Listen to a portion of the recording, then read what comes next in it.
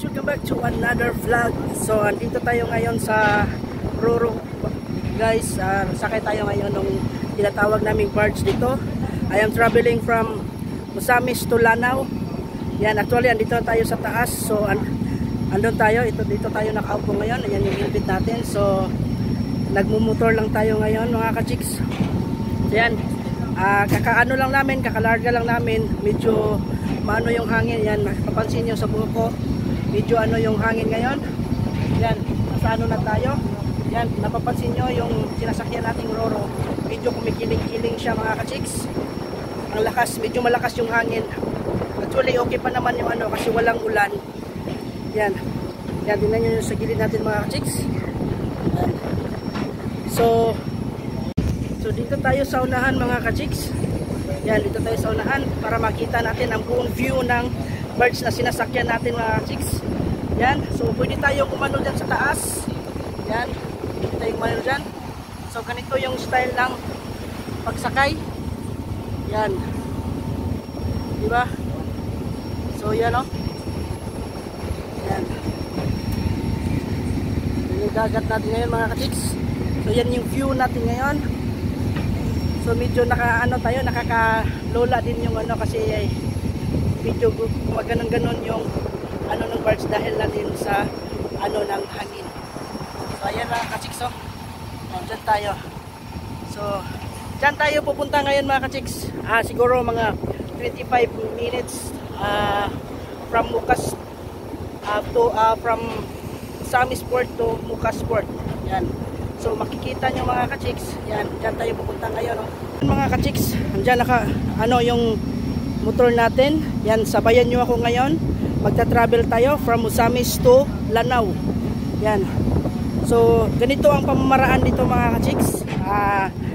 Galing ka ng Musamis or Misamis Occidental, kung may mga sasakyan ka or mga motor, yan, kailangan nating isakay ng ng yung tinatawag na parang Roro din, or sa Bisaya tinatawag nilang barge. Yan. So dito pa lang mga ka-chicks, yan, ina-arrange na yung mga sasakyan, yung mga motor, yan, kung saan yung mga yung parkingan niya para rin. So yan, napapansin nyo mga ka-chicks, medyo giling-giling talaga yung sinasakyan natin ngayon kasi nga yung hangin. Yan, may paparating din. So yan yung Port of Musamis. So papunta tayo ngayon ng Port of Mukas.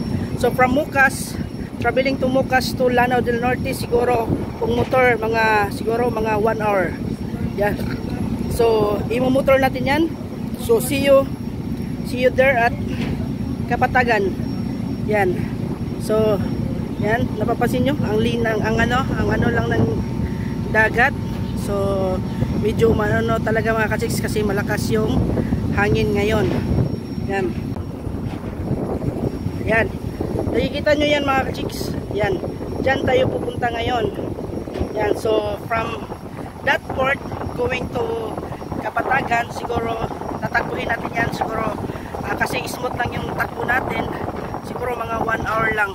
Mga 1 hour lang kasi hindi naman tayo mabilisan na pagtakbo. So ganun pa man, kapag nagbabiyahe, smooth lang yung natin kasi para safety, for the safety na rin natin mga ka-chicks. Yan, tingnan natin yung mga view. Yan yung view. Yan. Mga ka-chicks, so from here, so pwede tayong makyat. So from there, so yan yung ng mga sasakyan, motor. Yan yung parkingan natin. Papunta pa yan doon mga ka-chicks. Papunta pa yan doon sa pinakadulo, pinakailalim. Yan, so inaano yung mga passenger na akyat at umupo dito sa loob. Tapos pwede din tayong magtambay doon sa mismong taas mismo ng Roro. Yan. So from the other side, ito yung view dito. Yan, tingnan nyo. Yan yung view. Yan.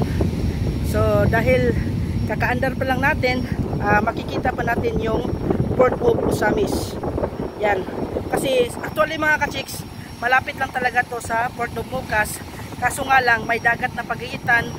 Yan, sa soon, open soon yung Apangil Bay na bridge doon na tayo mag-ano doon mga ka-chicks. Doon tayo dadaan at hindi na natin kailangan ng roro na sasakyan. So ayan. For now mga ka-chicks, abangan nyo ang ating pagdating dyan sa Mukasport at kukunan din natin ng video kung ano ang itsura ng Mukasport pag dumating na tayo doon. Kaya just for now mga ka-chicks, bye-bye muna. So ito yung dagat, diba? Ang lapit-lapit lang mga ka-chicks, oh, from there.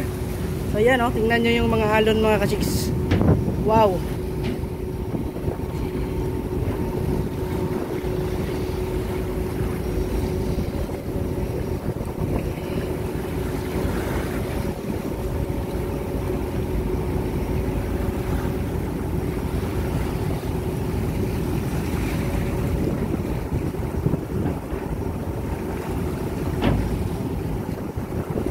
So tingnan nyo mga ka-chicks, naka-arrange talaga siya. So medyo marami-rami ang magiging sakay nito. So yan, imagine nyo mga ka-chicks kung ilang kilo to lahat.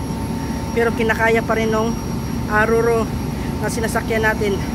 So yan, ito yung pinakababa, kargahan ng mga sasakyan at saka mga motorista. Tapos doon yung passenger seat doon. At pwede pa din tayo doon sa pinakataas. Yan. So medyo malapit-lapit na tayo mga ka-chicks. Yan, dito. So ito yung ano natin, ito yung service natin ngayon. At yan, ito yung gagamitin natin traveling to Osamis to Lanao. Yan. Ito na, medyo malapit na tayo mga ka-chicks. Siguro mga anuhin na lang natin siguro mga 10 minutes. Yan, at lalapag na tayo doon sa mismong Mukasport. Yan, see you there mga ka-chicks. So malapit na tayong nakarating mga ka-chicks. Yan, paikot na yung sinasakyan natin para itong bandang uluhan na ito yung mag-ano doon, magpa-park doon. Yan, ito na tayo. So paikot na. Yung ano na.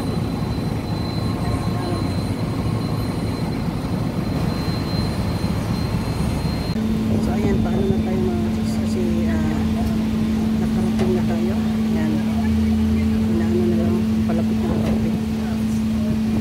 So dito na tayo sa Mukasport.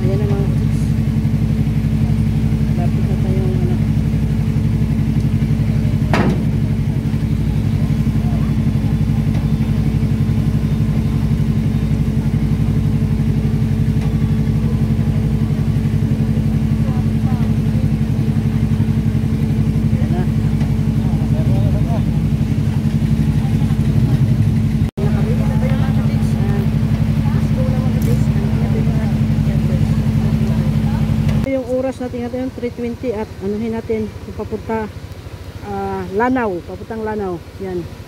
Anuhin natin yan.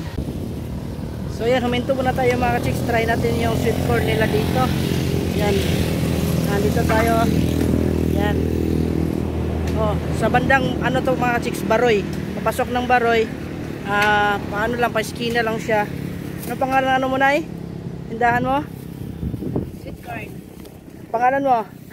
Ronita. Si Ronita. O, sa mga mahilig sa mga ano dyan, mga sweet corn. Ayan. Ito, hanapin nyo si nanay. O. Bandang kanto lang yung may mga anuhan dito. Yan o.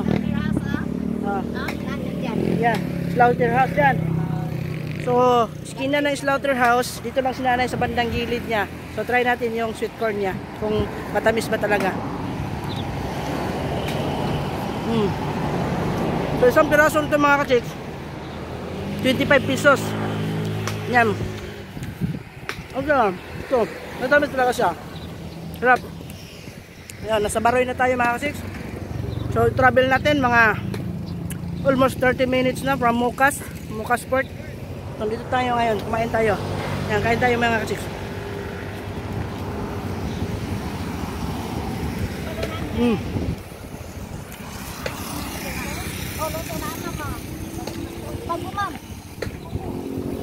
Ayun.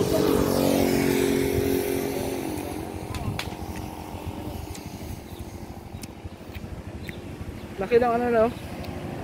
Ay mo naman check.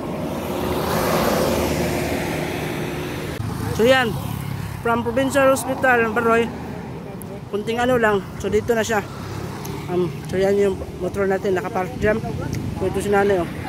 So, going to slaughterhouse ng Baroy. Yan, dito si nanay, nagtitinda sa gilid mismo. Yan. So tabing daan lang talaga mga katsis. Malapit na maubos mga katsis oh. Vitamis.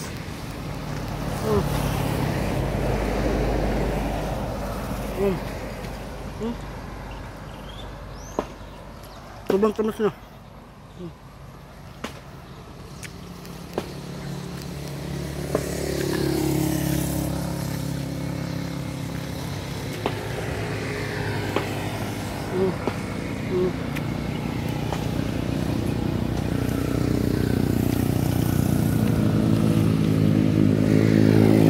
Let's bite.